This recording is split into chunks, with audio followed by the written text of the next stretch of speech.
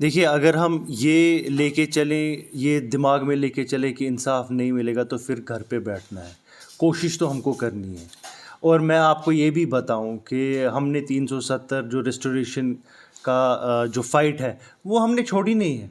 We will continue to fight for the restoration of article 370। ये आपको और मैं लोगों को बताना चाहता हूँ। और हम इंक्रीमेंटली काम करना चाहते हैं। सबसे पहले जो हम बार बार जिस पे एम्फेसिस डालेंगे और जिन दिनों और जिस तरीके से हमने बात की और हमारी लीडरशिप ने, उमर साहब ने, कि इमीडिएट जो अभी ज़रूरत है वो है स्टेटहुड की। और जो स्टेटहुड वादा किया है खुद होम मिनिस्टर ने, प्राइम मिनिस्टर ने बोला है, तो ये कोई मेहरबानी नहीं करनी है हम पे, इनको स्टेटहुड देना पड़ेगा। और जैसा आप बोल रहे हैं वक्फ अमेंडमेंट बिल को लेकर हम सुप्रीम कोर्ट जाएंगे। देखिए, सुप्रीम जो पार्लियामेंट में जो डिसीजन आया, मेजॉरिटी का डिसीजन ये था कि अमेंडमेंट बिल को पास करना है।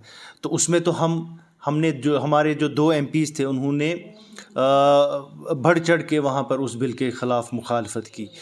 हमारे ऑनरेबल MLAs ने असेंबली में उसके ख़िलाफ़ बात की। हमने रेजोल्यूशन पास किया, जो हमारी मीटिंग हुई लेजिस्लेटर्स की यहाँ डिप्टी CM की रेजिडेंस पे। तो आप मुझे बताइए कि नेशनल कॉन्फ्रेंस कहाँ पर पीछे है। अब मसला ये है कि एक फ़ेक नैरेटिव बनाया जा रहा है। जो इकोसिस्टम है यहाँ पर, जो अभी इस सरकार को आगे चलने नहीं दे रहा है, जो कोशिश कर रहा है कि सरकार डिस्टेबलाइज हो, वो बहुत ज़बरदस्त एक इकोसिस्टम है जो सोशल मीडिया पे सबसे ज़्यादा सरगर्म है।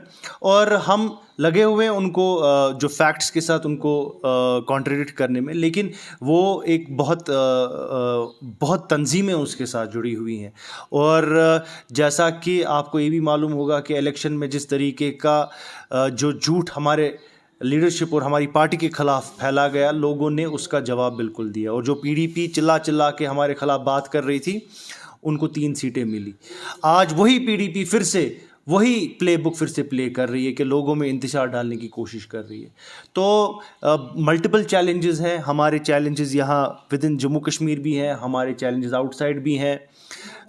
ये नेशनल कॉन्फ्रेंस अकेले इन सब चीज़ों की जो है लड़ाई लड़ रही है।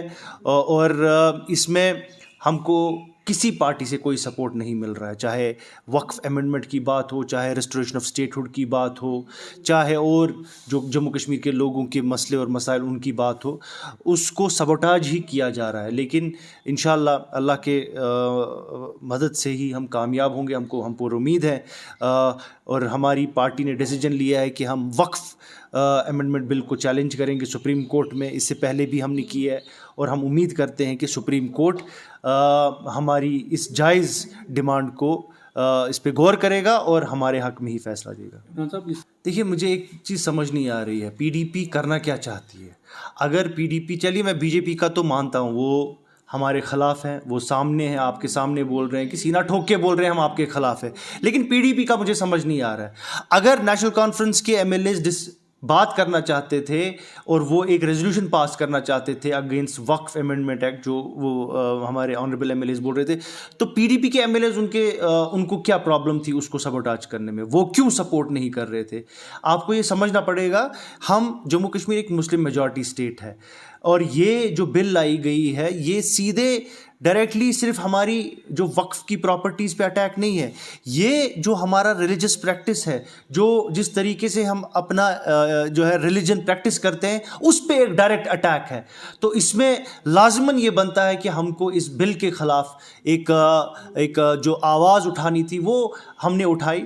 और जो रिप्रेजेंटेशन की हमारे MLAs ने असेंबली में, वो representation because they were representing not themselves, वो खुद की रिप्रेजेंटेशन नहीं कर रहे थे, वो उन लोगों की रिप्रेजेंटेशन कर रहे थे जिन्होंने उनको वोट डाला। और लोग एक्सपेक्ट करते हैं कि हमारे MLAs उस टाइम वहाँ असेंबली में जाके उनके हक़ की और उनके जो एहसासात है उनको रिप्रेजेंट करें, और वही हमारे MLAs ने भी किया। और बाकी ये बिल्स की जो आप बात कर रहे हैं, इंशाल्लाह ये बिल्स लैप्स नहीं होंगे। ये बिल जब नेक्स्ट सेशन होगा ऑटोमेटिकली उस टाइम पे ये बिल्स आ जाएंगी, जैसा आपने बोला, चाहे अल्कोहल की बिल हो या बाकी डेली वेजर्स का।